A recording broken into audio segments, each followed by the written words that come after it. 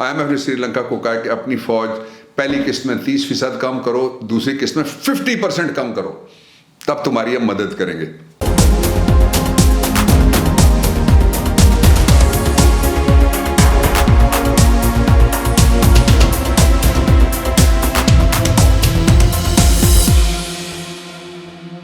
بسم اللہ الرحمن الرحیم، السلام علیکم، ہلو پاکستان، دنیا بھر کے محکوم، مظلوم اور بے نوا لوگوں کو میرا سلام۔ آج بہت مختلف چیزیں ہیں جو اس سے پہلے ان کو اس طرح سے نہیں آپ کے سامنے رکھا گیا جو میں آپ کے سامنے رکھنا چاہتا ہوں، جس کے بارے میں میرے پاس انفارمیشن بھی ہے اور انسائٹ بھی ہے۔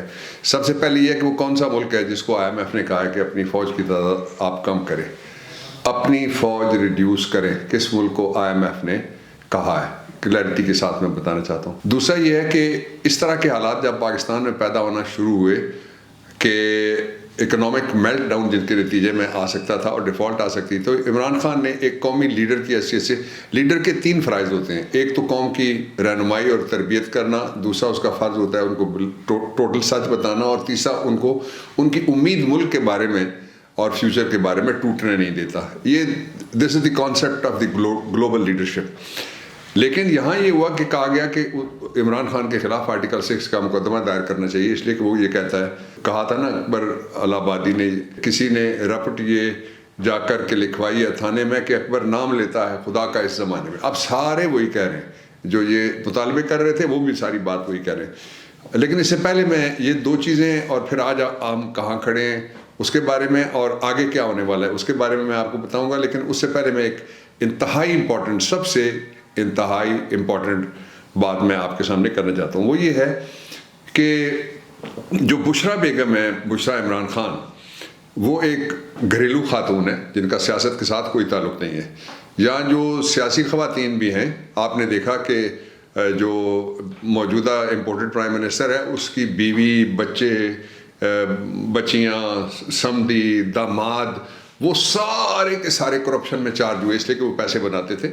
اور وہ چارج ایسا نہیں تھا کہ کسی نے ایک بیان دے دیا اور اس کے من پسند جو اینکرز ہیں اس کو لے کے چل پڑے، اور جو لفافے ہیں وہ اس کو اڑانا شروع ہو گیا، اور جو ٹوکریاں ہیں اس کو آگے بڑھانا شروع ہو گیا۔ اس طرح کی کوئی وہ کاک اینڈ بل سٹوری نہیں تھی۔ وہ سارے باقاعدہ طور پہ پیسے ان کے اکاؤنٹس میں جاتے رہے، وہ بینیفیشری تھے ان اکاؤنٹس کے۔ اسی طرح سے اگر آپ دیکھیں، یہ میں نے شہباز کے حوالے سے اینڈ کمپنی کے حوالے سے بات ہے، نواز اینڈ کمپنی اگر آپ دیکھیں تو وہاں بھی یہی صورت آپ کو ملتی ہے کہ خاتون کو سزا ہوتی ہے۔ کس بات کی سزا ہوتی ہے؟ کہ اس کے پاس وہ بینیفیشل اونر ہے، جو مہنگا علاقہ ہے دنیا میں سب سے، وہ اس علاقے میں جو ان کے مے فیئر والے جو ان کے اپارٹمنٹس نہیں، وہ محلات ہیں، وہاں لفظ ان کے لیے اپارٹمنٹ استعمال کرنا بالکل ہی غلط ہوگا۔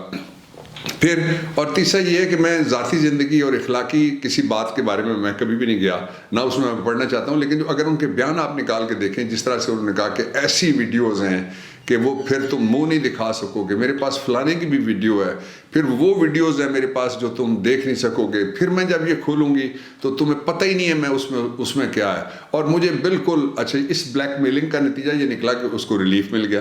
جب بلیک میلنگ کے بعد اس کو ریلیف ملتا ہے، وہ بلیک میلر پھر لوٹ کے آتا ہے اسی جگہ، اس لیے کہ اس کو ایک دفعہ وہاں سے اس نے نفع کمایا ہوا ہے۔ ہمارے پٹھوار میں دیہاتی علاقے میں کہتے ہیں کہ کوئی گوئے چننے والا تھا، وہ گیا تو ایک دن کوئی خرگوش نیم بیوش پڑا ہوا تھا، پکڑ کے لے آیا، تو اگلے دن اماں کو کہنے لگا کہ میں سائیں میں جاؤں یا میں گوئے میں جاؤں، کہ میں خرگوش کا شکار کرنے کے لیے جاؤں یا وہ جو ڈراپس ہوتے ہیں جانوروں کے سوکھے ہوئے، وہ ایندھن کے طور پہ استعمال کرنے والے، اس کو گوئے کہتے ہیں، وہ میں اٹھانے کے لیے جاؤں۔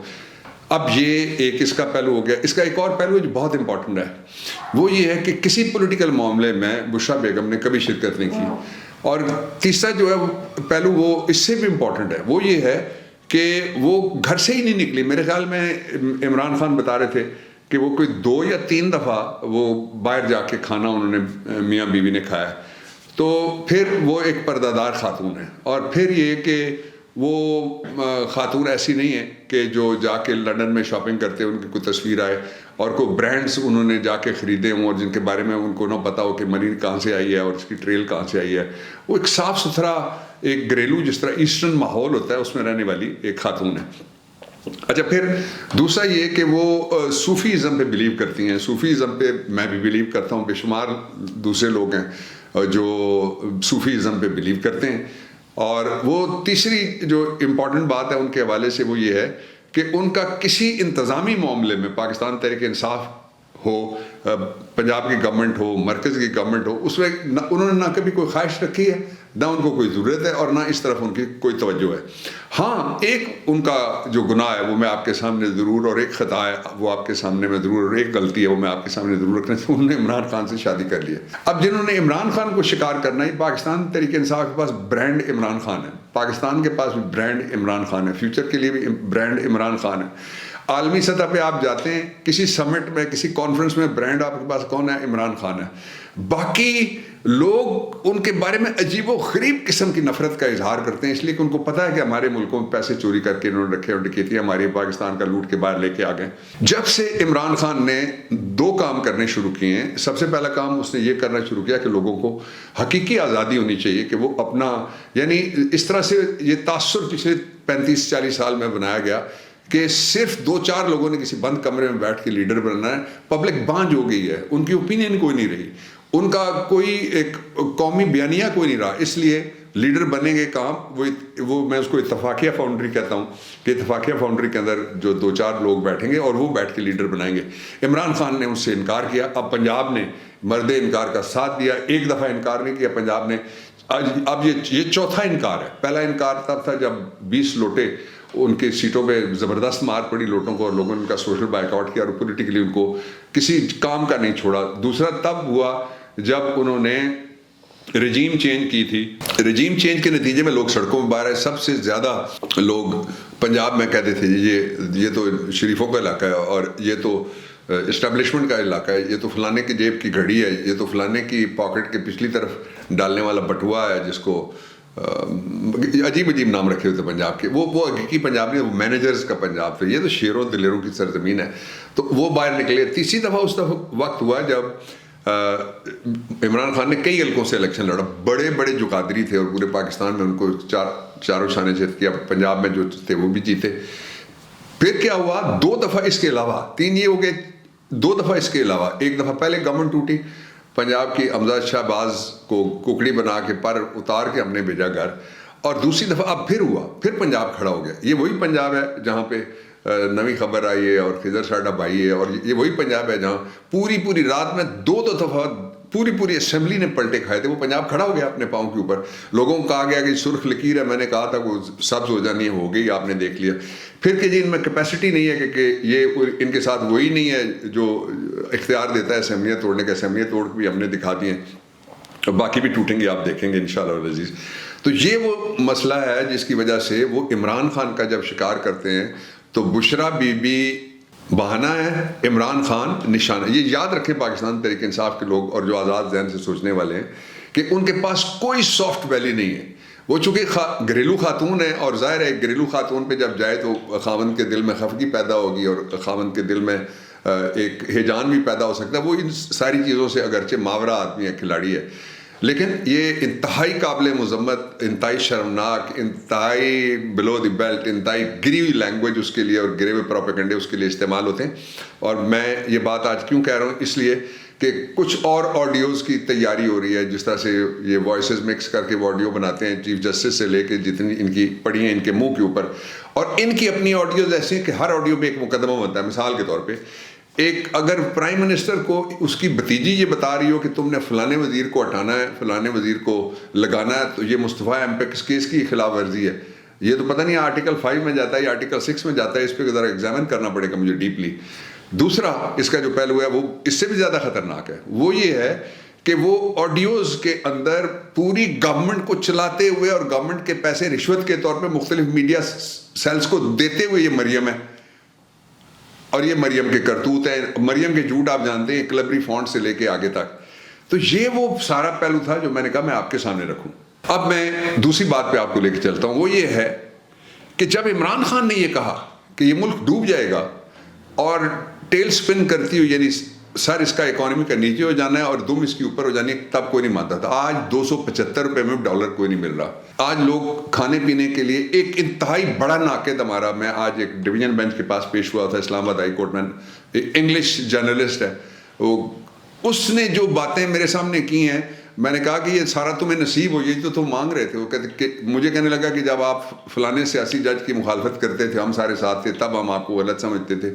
پھر عمران خان کا آپ نے ساتھ دینا شروع کیا، ہم نے آپ کو غلط سمجھا. اور عمران خان نے جب وہ 3.5 سال ہم اس کو غلط کہتے رہے، اب انہوں نے 7 مہینے میں ہمیں وہاں پہنچا دیا کہ ہمیں روٹی کھان.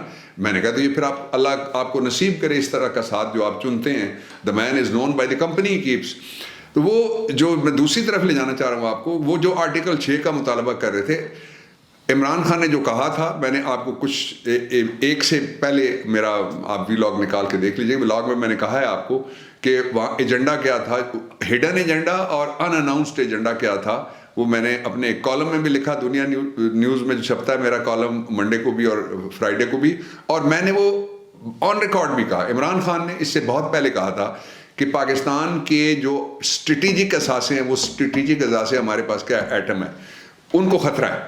اور پاکستان کے اسٹریٹجک اثاثے کیا ہیں، بے شمار دوسرے بھی ہیں، ان میں فوج بڑا اثاثہ ہے. آپ ذرا آ جائیے، سری لنکا کو کیا کہا آئی ایم ایف نے سری لنکا کو کہا کہ اپنی فوج پہلی قسط میں 30% کم کرو، دوسری قسط میں 50% کم کرو، تب تمہاری ہم مدد کریں گے.